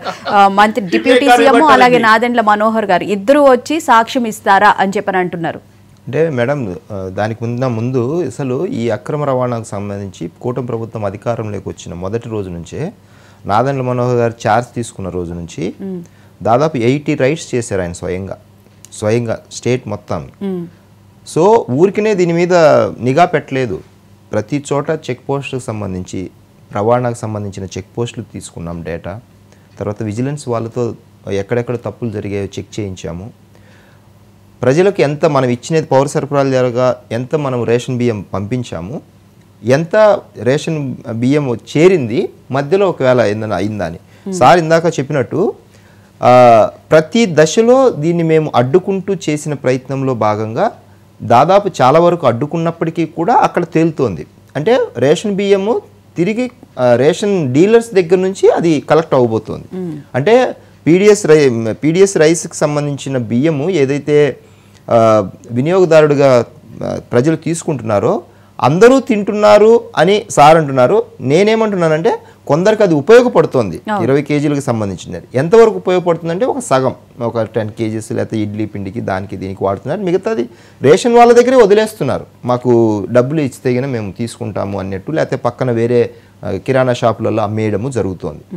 అందరూ వాడుతున్నారు అనేది అందరూ వాడుతున్నారు అనేది అంత నిజమైంది కాదు, కానీ కొంతమంది వాడుతున్నారు. అది కూడా కొన్ని విషయాలకు వాడుతున్నారు. మేమేమంటున్నామంటే దానికన్నా మంచిది ఇస్తాము, ఆలోచన చేస్తున్నాం అంటున్నాం, చేయమని అంటున్నాం. గవర్నమెంట్ కూడా మేము ప్రపోజల్ ఏం పెట్టామంటే ఒక 1800 కోట్లు పెడితే సన్న బియ్యం అందరికీ అందుతుంది. క్యాబినెట్లో నిర్ణయం తీసుకున్నారా, పీడిఎస్ బియ్యాన్ని నిర్వీర్యం చేసే ఆలోచన చేస్తున్నారు అంటారు. నిర్వీర్యం ఎక్కడ చేస్తున్నాం, ఇంకా మంచి చేస్తామంటున్నాం. నిర్వీర్యం కాదు, ఉన్న చట్టాలను సరిపోతాయి అన్నారు. సార్ ఏమన్నారంటే ఉన్న చట్టాలు సరిపోతాయి అన్నారు. ఏం చట్టాలు చెప్తున్నారు? చట్టాలు కేసులకి ఏం పెడుతున్నారు తెలుసా? అక్రమ రవాణాకి సంబంధించి 420 2 ఏళ్ళు 3 ఏళ్ళు చీటింగ్ కేసు, తర్వాత 511 384 109 ఇవి ఇంకొంచెము ఇవి కూడా బెయిలబుల్ కేసెసే, ఒక 3 ఏళ్ల కేసు శిక్ష పడేటివి. ఇవి సరిపోవంటున్నాం మేము. వేల కోట్ల దోపిడీ జరుగుతున్న చోట్ల ఈ చిన్న సెక్షన్లకు సంబంధించి సరిపోదు. అందుకే మేము చట్టాన్ని బలోపేతం చేస్తూనే ఎక్కడికక్కడ చెక్ పోస్టులు పెట్టుకుంటూనే మరింతగా నిఘా పెంచుకుంటూ వీలైతే ఇందులో ఇంకా సాధ్యాసాధ్యాలు జనం సొమ్ములను కాపాడే ప్రయత్నంలో వారికి వీలైతే ప్రజలకు ఇంకా మేలు చేసే ప్రయత్నం చేయాలనే ఆలోచన కూడా చేస్తున్నాం. ఇక కళ్యాణ్ గారు లేకపోతే మనోహర్ గారు చట్టం ముందుకు వచ్చి సాక్ష్యం చెప్తారా అంటున్నారు. ఇఫ్ ఇట్ ఈస్ రిక్వైర్డ్ డెఫినెట్గా వస్తారు, తప్పేముంది. అసలు మేము ప్రజలకు మేలు చేయాలి, మంచి చేయాలని కళ్యాణ్ గారు నిరంతరం తపన పడేటప్పుడు కోర్టు ముందుకు రావడానికి ఏముంది? ఒక గవర్నమెంట్లో సెకండ్ హైయెస్ట్ పొజిషన్లో ఉన్న ఆయన వచ్చి ఇవ్వడానికి ఏం తప్పేముంటుంది? అసలు చాలా సంచలనం అవుతుంది, చాలా చరిత్రలో నిలిచిపోతుంది అంటుంది. చరిత్ర కోసం సంచలనం కోసం కాదు ఇది మనం చేసేది, ప్రజల కోసం చేస్తున్నాము. బాధ్యత ఇచ్చారు, ఆ బాధ్యత నెరవేర్చే క్రమంలో చేయాల్సి వస్తే తప్పకుండా వస్తాము, అందులో అన్డౌటెడ్లీ. అయితే ఈ సన్న బియ్యానికి సంబంధించిన సారు గతం తాలూకు ప్రభుత్వాలకు అవే చేశాయి, ఇప్పుడు అవే చేశాయి, కొన్ని రాజకీయపరమైన మాటలు మాట్లాడారు. అన్ని చోట్ల వాళ్ళే ఉన్నారు, పార్టీ మారుతున్నారు, అదే చెప్తున్నాను. గతం తాలూకు జరిగిన పొరపాట్లకు కూటమి ప్రభుత్వం ఈసారి వచ్చినాక ఒక నిబద్ధతతో పని చేయాలనేది డే 1 నుంచే డిసైడ్ చేసుకున్నాం. కూటమిలో ఉన్న 3 పార్టీలు గతం తాలూకు తప్పులు ఎవరన్నా ఉండని, ఏ పార్టీలలో ఉండని, అవి ఇంకా మర్చిపోదాం. ఎందుకంటే గత ప్రభుత్వం ఏదైతే వైసీపీ పాలనలో అన్ని వ్యవస్థలను ధ్వంసం చేసేసి ప్రజలను ఎంత చెయ్యాలనో నష్టం అంతా చేసేసి వెళ్ళిపోయారు. దాన్ని మేము సరిదిద్దుతూనే మళ్ళీ తిరిగి ప్రజలకు మేలు చేయాలి, 20 ఏళ్ళుగా వెనక్కి వెళ్ళిన రాష్ట్రాన్ని తిరిగి గాడిలో పెట్టాల్సిన అవసరం కూడా ఉంది. కాబట్టి తనాపరా భేదం లేకుండా అందరము కరెక్ట్గా ఖచ్చితంగా పనిచేయాలి. తప్పు చేసిన వాళ్ళు తనాపరా భేదం లేకుండా శిక్షలు కూడా చేస్తామనేది ఓపెన్గానే అసెంబ్లీ సాక్షిగా చెప్పడం జరిగింది, అందులో డౌట్ ఏం లేదు. అయితే మాకు సమయం ఇవ్వాలి. మీరు ఇందాక సార్ అన్నట్టు రాత్రికి రాత్రి అన్ని సాధ్యం కాదన్నారు, అంతకుముందు వెంటనే ఎందుకు చర్యలు తీసుకోవట్లేదు అని అన్నారు. 2 కాంట్రాస్ట్ స్టేట్మెంట్లు. మేము ఒక పక్క అక్రమార్కులను అడ్డుకుంటూనే తప్పు జరిగిన వాళ్ళను వెంటనే చర్యలు తీసుకుంటూనే వాటికి ఒక ప్రొసీజరల్గా వెళ్తున్నాం. ఇప్పుడు మేము బియాండ్లా వెళ్ళలేము, చట్టబద్ధంగానే చేయాలి, చట్టబద్ధంగానే శిక్షలు విధించాలి. దానికి ఒక ప్రొసీజర్, గవర్నమెంట్కి ఒక ప్రొసీజర్ ఉంటుంది. సో మేము బియాండ్లా వెళ్ళలేం. కాబట్టి అన్నిటినీ బేరీజు వేసుకుంటూ చట్టాన్ని కూడా బలోపేతం చేసుకుంటూ ప్రభుత్వ అధికారులను మరింతగా బాధ్యతతో పని చేయించుకుంటూ చేసే కార్యక్రమంలో రాత్రి 5 నెలలు 6 నెలల కాలంలో మీరు అద్భుతాలు చేయమంటున్నారు, చేస్తాము ఖచ్చితంగా. రానున్న 5 ఏళ్ళకు మాకు సమయం ఉంది, స్టెప్ బై స్టెప్ చేసుకుంటూ వెళ్తున్నాం. రాత్రి అద్భుతాలు చేస్తామని మేము చెప్పట్లేదు, కానీ ప్రతిరోజు బాధ్యతతో పనిచేస్తున్నాం, అంకిత భావంతో చిత్తశుద్ధితో పనిచేస్తున్నాం అనే విషయాన్ని ప్రజలకు తెలియజెప్పాలనే విషయాన్ని చెప్తున్నాను మేడం. అంటే సార్ ఏమంటున్నారంటే ఈ దర్యాప్తు సంస్థల మీద కూడా నమ్మకం పోయింది ప్రజలకి అని చెప్పారంటున్నారు. సిబిఐ ఎంక్వైరీ వాటిలో అవినాష్ రెడ్డి విషయంలో అందుకని చెప్పి సార్ రామకృష్ణ గారు కూడా అట్లా మాట్లాడాలి. అదే ఇది సిబిఐ ఎంక్వైరీకి సంబంధించినది, అవినాష్ కేసుకు సంబంధించినది, వివేకా గారి మర్డర్ కేసుకు సంబంధించినది. నిజమే, ప్రజలకు ఒక కేసుని బట్టి మనం మొత్తం వ్యవస్థను అలా మాట్లాడలేం. ఎందుకంటే ఆయన కోర్టులలో పనిచేసిన వ్యక్తిగా, లామ్యాన్గా వారికి వ్యవస్థల మీద నమ్మకం లేకపోతే ప్రజలకు కూడా ఆ నమ్మకం సలగిలినప్పుడు డెఫినెట్గానే అది చాలా వెళ్ళిపోతుంది, చాలా తీవ్రంగా వెళ్ళిపోతుంది, అన్రెస్ట్ క్రియేట్ అవుతుంది సమాజంలో. కాబట్టే అధికారులను బాధ్యతగా చేయిస్తూనే ఒక కేసును మిగతా అన్ని కేసులతో పోల్చలేం. సో అల్టిమేట్గా మనము మంచి చేయాలి ప్రజలకి, లేకపోతే కేసులను లేకపోతే చట్టాలను బలోపేతం చేసుకుంటూ అక్రమార్కులను లేకపోతే తప్పు చేసిన ప్రతి ఒక్కరిని చట్టం ముందు నిలబెట్టేలాగా ప్రతి దశలోనూ మనం చర్యలు తీసుకోవాలి, బలోపేతం చేసుకోవాలి, తప్పదు. కానీ మనం బియాండ్లో వెళ్ళలేం. కాబట్టి ఉన్న వాటిల్లోనే మీరు అన్నట్టు ఇందాక ఉన్న చట్టాలు లేకపోతే చట్టాలు మార్చాల్సిన అవసరం వస్తే డెఫినెట్గా దాని మీద కూడా అక్రమ రవాణాకు సంబంధించినది చట్టాలు మార్చే క్రమం కూడా ఆలోచిస్తున్నాం. అయితే సిబిఐకి సంబంధించినది అయితే టీటీడీకి సంబంధించిన లడ్డూకు సంబంధించిన కావచ్చు, లేకపోతే మీరు అన్నట్టు వివేక గారి మర్డర్ కేసుకు సంబంధించిన విషయంలో కావచ్చు, ఇప్పుడు వేగవంతం అవుతుంది. ప్రభుత్వాన్ని బట్టి, అధికారులను బట్టి కేసు తీవ్రత కూడా పనిచేసే విధానంలో కూడా మార్పులు ఉంటాయి. సో గత ప్రభుత్వం చేసిన, అధికారులకు చేసిన పొరపాట్లు, తప్పులు ఏంటంటే పైనుంచి వచ్చిన మౌఖిక ఆదేశాలను పాటించి వాళ్ళు చాలా తప్పు చేశారు. వాళ్ళ సర్వీస్ రూల్స్ను బియాండ్ వెళ్ళి ఆ తప్పులు చేయడం జరిగింది. సో ప్రభుత్వంలో ఉన్న వ్యక్తులు లేదు నేను అలా పాటించను, మౌఖిక ఆదేశాలు ఇవ్వము, ఏదైనా పేపర్ మీద ఇస్తాము అని ఉన్నప్పుడు అధికారులు కూడా చాలా బాధ్యతతో పనిచేస్తారు. సో మౌఖిక ఆదేశాలు పాటించొద్దని మేము ఈ అధికారులు కూడా చెప్తున్నాము. ఖచ్చితంగా మీరు సర్వీస్ రూల్స్ ప్రకారమే ప్రవర్తించండి, అలాగే బాధ్యతతో పనిచేయండి. ప్రజలు మాకిచ్చిన మ్యాండేట్ని అమలు చేసే ప్రతి క్షణంలో మీరు కూడా మాకు భాగస్వాములుగా పని చేయాల్సి ఉంటుంది. అధికారులకు ప్రతిరోజు ఏ కాన్ఫరెన్స్లో ఉన్నప్పుడు కూడా కూటమి ప్రభుత్వంలో ఉన్న శాఖలకు సంబంధించిన మంత్రిత్వ శాఖలు కావచ్చు, క్యాబినెట్లో కావచ్చు, ముఖ్యమంత్రి గారు ఇచ్చే ఆర్డర్లలో బహిరంగ వేదికల్లో కూడా ఆన్ పేపర్ చెప్తున్నాం. సో ఖచ్చితమైన విధి విధానాలు పాటిస్తూనే కూటమి ప్రభుత్వం ప్రజలు మాకిచ్చిన మ్యాండేట్ని అక్రమార్కులకు విషయంలో తనాపరా భేదం లేకుండా ఖచ్చితంగా తప్పులు జరగకోకుండా 100% అడ్డుకుంటాము. ఏ విషయంలో కూడా తనాపర భేదం అనేది ఉండదు మేడం. Okay, right. సాహెబ్ గారు, అసలు రైస్ మాఫియా ప్రారంభం కావడానికే గ్రౌండ్ లెవెల్లో ఉన్న వ్యక్తుల వల్లే ఇది ప్రారంభమైంది అని చెప్పారంటున్నారు. ముఖ్యంగా కూటమి ప్రభుత్వం గ్రౌండ్ లెవెల్లో నుంచి ఈ అధికారాన్ని ఉపయోగించుకోకుండా అధికారులు సిట్ వేయడమే కాకుండా ప్రతి ఒక్కళ్ళు ప్రత్యక్షంగా అధికారులకు సహకరించాలి. అంతేపాటు ఇందాక రామకృష్ణ గారు చెప్పారు, పవన్ కళ్యాణ్ గారు కానీ మనోహర్ గారు కానీ వచ్చి సాక్ష్యం చెప్తారా, అప్పుడు మాత్రమే దీనికి ఒక న్యాయం చేకూరుతుంది అని చెప్పి నేను భావిస్తున్నాను అని చెప్పారన్నారు. మరి దీనికి సంబంధించి నిజంగానే పవన్ కళ్యాణ్ గారు కానీ అలాగే మనోహర్ గారు కానీ అక్కడికి వెళ్ళి సాక్ష్యం చెప్తేనే ఈ కేసుకు సంబంధించి ఒక క్లారిటీ వస్తుందని చెప్పి అనుకోవచ్చు? కూటమి ప్రభుత్వం దీనికి సంబంధించి ఎలాంటి నిర్ణయాలు తీసుకునే అవకాశం ఉండొచ్చు? మేడం, ఇప్పుడు మనం చాలా సార్లు ఈ విషయం మీద డిస్కషన్ చేస్తున్నాం. ఈ పీడిఎస్ రైస్ స్మగ్లింగ్ అనేది ఒక డిఫరెంట్ యాక్టివిటీ.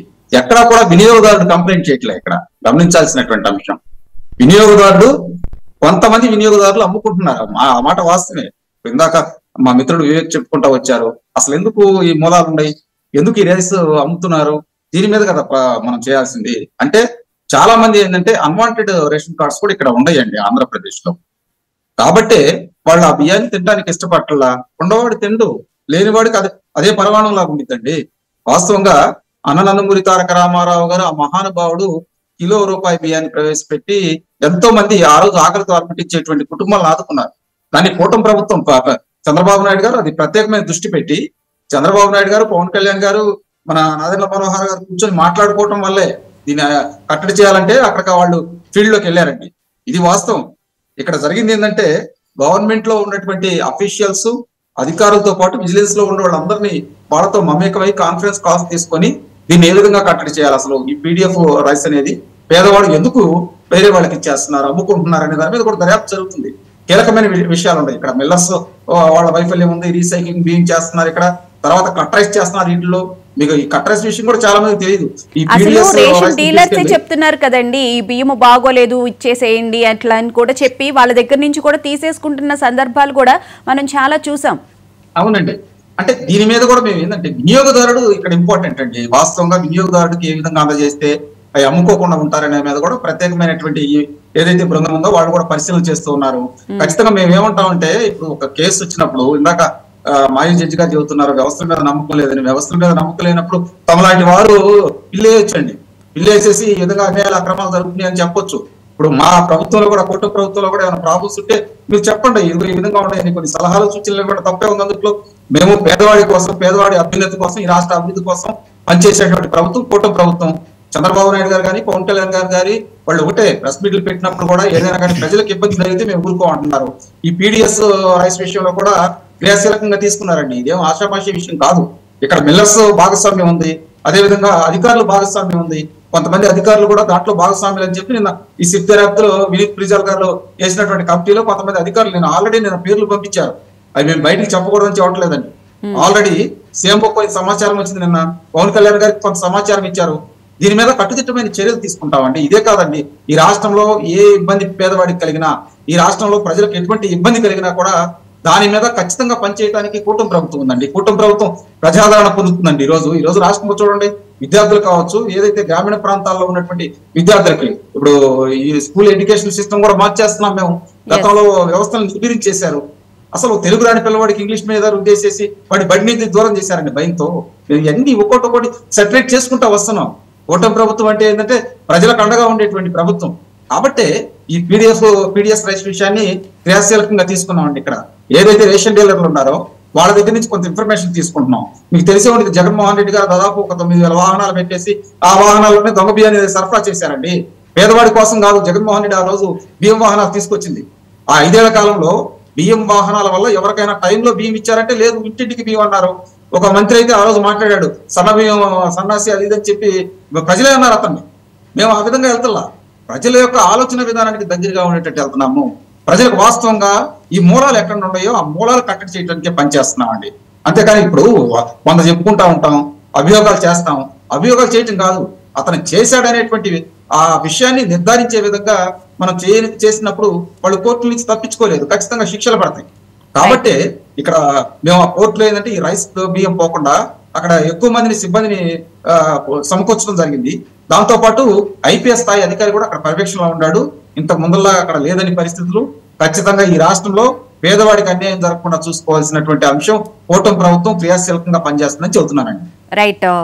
అలాగే రామకృష్ణ గారు, సాహెబ్ గారు చెప్పినట్లు మీరు కూటమి ప్రభుత్వానికి ఏమైనా సలహాలు సూచనలు ఏమైనా ఇవ్వగలరా? మేడం, ఇక్కడ సాహెబ్ గారు కానీ వినయ్ గారు కానీ వాళ్ళ స్టాండ్ వాళ్ళు చెప్పారు, చాలా సంతోషం. ఎందుకంటే మేము ప్రజల కోసం, పేద ప్రజలు, ముఖ్యంగా పేద ప్రజల కోసం, వాళ్ళకి న్యాయం చేయడం కోసం, వాళ్ళకి అందవలసినటువంటి హక్కును వాళ్ళకి అందించడం కోసం మేము నిరంతరం పనిచేస్తామని చెప్పడం కూడా చాలా శుభపరిణామం అండి. ఇక్కడ ప్రభుత్వానికి ఎవరు సూచన చేసినా, ఎవరు సలహాలు ఇచ్చినా వాళ్ళు తీసుకునేటి సలహాలు తీసుకుంటారు, వదిలిపెట్టేస్తారు. కానీ వాళ్ళ పని వాళ్ళు చేస్తారు. ప్రభుత్వం పని ప్రభుత్వం చేస్తారు. నేను ఇక్కడ అంటున్నది ఏంటంటే, కొన్ని న్యాయపరమైన విషయాలు చర్చకు వచ్చినప్పుడు మాత్రము మనం బయట ఉపన్యాసాలు ఇచ్చినంత ఈజీ కాదండి కోర్టులో నిలబడి సాక్ష్యం ఇవ్వడం అన్నది. దోల తీర్చేస్తారు ఆ పక్క అనుకుంటారు మీరు. వాళ్ళ ఒకవేళ అనుభవం ఉంటే కోర్టులో నిలబడి ఫేస్ చేసి ఉంటే వాళ్ళకి అర్థమవుతుందండి. ఒక జడ్జిగా నేను చెప్తున్నా, ఎందుకంటే మేము లక్షల కేసుల వరకు చూసాం కాబట్టి. నేను అంటున్నది, పవన్ కళ్యాణ్ గారు కానీ, నాదెండ్ల మనోహర్ గారు కానీ ఆ సీన్ ఆఫ్ అఫెన్స్ కు మొట్టమొదటిగా వెళ్ళారు. వాళ్ళు చూసి ఇది అక్రమంగా రవాణా అవుతుంది కాబట్టి సీజ్ ద షిప్ అన్న పదాన్ని ఆ రోజు డిప్యూటీ సీఎం గారు వాడారు. కాబట్టి ఆయన ఆజ్ఞలు అక్కడ పరిపాలించబడ్డాయా లేదా ఆ ఆజ్ఞలు తొంగలో తొక్కారు, అసలు ఏమైన విషయాన్ని ఆయన కోర్టు ముందర చెప్పాల్సి వస్తుంది. ఇక్కడ దీంట్లో ఈ నిత్యావసర సరుకుల విషయంలో సంబంధించి ఇవన్నీ కూడా పెర్సిబుల్ గూడ్స్ అండి, ఎప్పటికప్పుడు పాడైపోయేటువంటి వస్తువులు ఇవన్నీ. అందుకనే వీటిని ఏం చేస్తామంటే మేము వెంటనే ఎవరి దగ్గర నుంచి సీజ్ చేసామో వాళ్ళకి హ్యాండ్ అవుట్ చేసేసి వాళ్ళ దగ్గర నుంచి బ్యాంక్ గ్యారెంటీ తీసుకొని పెట్టుకుంటాం, క్యాష్ రూపంలో మార్చేస్తాం ప్రతి ఒక్క వస్తువును. తర్వాత అది నేరం రుజువైతే కాన్ఫిస్కేట్ చేస్తాం, నేరం రుజువు కాకపోతే అది మళ్ళీ తిరిగి అతనికి ఇచ్చేస్తాం. ఇక్కడ ఏంటి, పీడిఎస్ బియ్యము ఎలా ఐడెంటిఫై చేయాలనేది ఇక్కడ పెద్ద సమస్య అండి. మీ పౌర సరఫరాల గిడ్డంగుల నుంచి బయలుదేరినటువంటి పీడిఎస్ బియ్యము మిల్లర్ల చేతిలోకి వచ్చేసరికి రకరకాల చేంజెస్ వస్తాయండి. ఆ పీడిఎస్ బియ్యమును వాళ్ళు రీసైక్లింగ్ చేయడము, ప్రాసెసింగ్ చేయడము, మరి ఆ అవన్నీ కూడా ఆ గోనె సంచులన్నింటి మార్చివేయడము, కలర్ఫుల్ గా ఉన్నటువంటి సంచులలోకి మార్చడము, రకరకాలుగా లేబుల్స్ అతికించడం, ఇవన్నీ జరుగుతాయి. మనం పీడిఎస్ భీమ్ ఇది ఒకటే అని నిర్ధారణ చేయడానికి ప్రభుత్వం దగ్గర చాలా కష్టమైనటువంటి ప్రక్రియ అది. కానీ ఇక్కడ ఇది ఒకటి గమనించాలండి, పీడిఎస్ బియ్యం అన్నదాన్ని మనము ఎలా అంటున్నామంటే నిత్యావసర చట్టం కింద గాని జాతీయ ఆహార భద్రతా చట్టం కింద గాని ఉన్నటువంటి ఆ యొక్క రూల్స్ ఏంటంటే ఈ బియ్యం ఎవరు కూడా అక్రమంగా దారి మళ్లించకూడదు. It's an offence. ఇక్కడ దారి మళ్ళకూడదు అనేది ఇక్కడ ప్రధానమైనటువంటి అంశం. అంటే ఇది దారి మళ్ళకూడదనే కదా ఈ లారీలకు అన్నిటికీ జియో ట్యాగ్ పెట్టింది ప్రభుత్వం. మరి గోడౌన్ నుంచి బయలుదేరినటువంటి ఆ ట్రక్ ఏదైతే ఉందో దాని డెస్టినేషన్ చేరే వరకు ఈ యొక్క మానిటరింగ్ జరుగుతుంది కదా, జిపిఎస్ వాళ్ళు ట్రాక్ చేస్తారు కదా. అటువంటిప్పుడు అది ఎలా దారి మళ్ళడానికి అవకాశం ఉంటుంది? Next first question. ఇంకా రెండోది ఎక్కడ దారి మళ్ళొచ్చు? డీలర్ దగ్గర. డీలరు కార్డు హోల్డర్స్ ఒప్పుకోరు కదా. టైం కూడా చాలా తక్కువ ఉంది, కన్క్లూడ్ చేయండి మేడం. ఇక్కడ కన్క్లూషన్ ఒకటే మేడం, ఏదైనా ఈ కూటమి ప్రభుత్వము తీసుకున్నటువంటి చర్యలను స్వాగతిస్తున్నాం, దానికి కన్క్లూజన్ కావాలని కోరుకుంటున్నాం. రైట్, పరిష్కారం కావాలి, నేరస్తులను శిక్షించాలనేదే నేను కోరుకుంటున్నటువంటి ప్రధానమైనటువంటి అంశం. ఎలా చేస్తారు, ఏ రకంగా వాళ్ళు సిట్ వేస్తారా, సిబిఐ వేస్తారా, సిఐడి వేస్తారా, లోకల్ పోలీసులు ఇన్వెస్ట్ చేస్తారా అనేది ఎట్లన్నా కానీ కమిషన్ వేస్తారా? ఒకటే, నేరస్తులకు శిక్ష పడాలి. 2017లో 40 మంది పైన మీరు కేసు పెడితే 40 మంది ఈ రోజు తప్పించుకున్నారు. అటువంటి జరగకూడదు అని నేను కోరుకుంటున్నాను, అంతకుమించి ఏం లేదు. Right sir. సార్ ఫైనల్ గా చివరిగా చెప్పండి, మరి శిక్ష పడే విధంగా కూటమి ప్రభుత్వం ఏ విధంగా ముందుకు వెళ్తుంది? మేడం ఇప్పుడు సారు జడ్జిగా పనిచేశారు కాబట్టి సార్కి నేను చెప్పక్కర్లేదు. ప్రజలకు ఏం చెప్తున్నానంటే, ఇప్పుడు ఏదైనా ఒక కోర్టు నిర్ణయం తీసుకొని ఒకవేళ ఒక కేసు పుటప్ చేసినప్పుడు ఏమడుగుతుందంటే, ఒక పెద్ద వ్యవస్థ గురించి మాట్లాడినప్పుడు దానికి సంబంధించి ఏదైనా కమిషన్ ఉందా మీ దగ్గర అని అడుగుతుంది ఒక నిర్ణయాన్ని ప్రకటించే ముందు. అప్పుడు కోర్టు ముందర ఏమవుతుందంటే, ఒక బలమైన ఆధారంతో ఒక కమిషన్ ఏర్పాటు చేయడం జరిగింది, ఒక సిట్ అనేది దర్యాప్తు సంస్థ. దర్యాప్తు సంస్థలో మాకు పలానా రకాలైన నివేదికలు లేకపోతే ఆధారాలు లభించాయి కాబట్టి దీనికి ప్రకారం మాకు వీళ్ళంతా దొరికారు అక్యూజ్డ్ పీపుల్, సో దీనికి మేము శిక్షలు విధించాలని అనుకుంటున్నాము. సో మీకు ముందర అన్ని సాక్ష్యాలు ఆధారాలు పెట్టాం కాబట్టి మాకు దీని ప్రకారం వీళ్ళను శిక్షలు విధించండి అని మన కోర్టు ద్వారా మనం కోరుకుంటాం. ఇది ఒక ప్రొసీజర్గా జరుగుతుంది. అయితే మనం ఈ ఆధారాలకు సంపాదించే క్రమంలో ఎవరున్నా కూడా వదిలిపెట్టము అని ప్రజలకు ఒక బలమైన సందేశాన్ని ఇవ్వడానికే అక్రమ రవాణా అనే ఒక తేనెతుట్టను, ఒక పెద్ద తేనెతుట్టను, 1,000 కోట్ల వ్యాపారం కలిగిన తేనెతుట్టను కదిపాము. అది కదపడం అనేది పెద్ద సాహసం. ఆ సాహసాన్ని ఖచ్చితంగా కూటమి ప్రభుత్వంలో కళ్యాణ్ గారు లేకపోతే మనోహర్ గారు లేకపోతే దానికి అంతిమంగా చంద్రబాబు గారు కూడా గ్రీన్ సిగ్నల్ ఇచ్చి ఎవరైనా సరే ఇందులో వదలద్దు అనే సంకేతాన్ని ఇవ్వడమే ఒక పెద్ద సాహసం. అంటే అర్థం ఏంటి, మేము చాలా ట్రాన్స్పరెన్సీగా ఉన్నాం, ఎవరిని వదలము, తనాపరా భేదం లేకుండా అనే సందేశాన్ని ఇవ్వడానికే ఈ పీడిఎస్ గురించి రైస్ గురించి దాంట్లో అక్రమాన్ని వెలికి తీస్తాం. తప్పకుండా వాళ్ళని దోషుల చట్టం ముందు నిలబెడతాం. Right, thank you so much అండి వివేక్ గారు. Thank you so much Sahib గారు. Thank you so much Ramakrishna గారు చర్చలో పాల్గొన్నందుకు. చూశారు కదా, కూటమి ప్రభుత్వం పీడిఎస్ రైస్ సంబంధించి అక్రమ రవాణాకు సంబంధించి సిట్ నైతే ఏర్పాటు చేసింది. కానీ ఈ విచారణ పారదర్శకంగా జరగాలి అని చెప్పి కోరుకుంటున్నారు.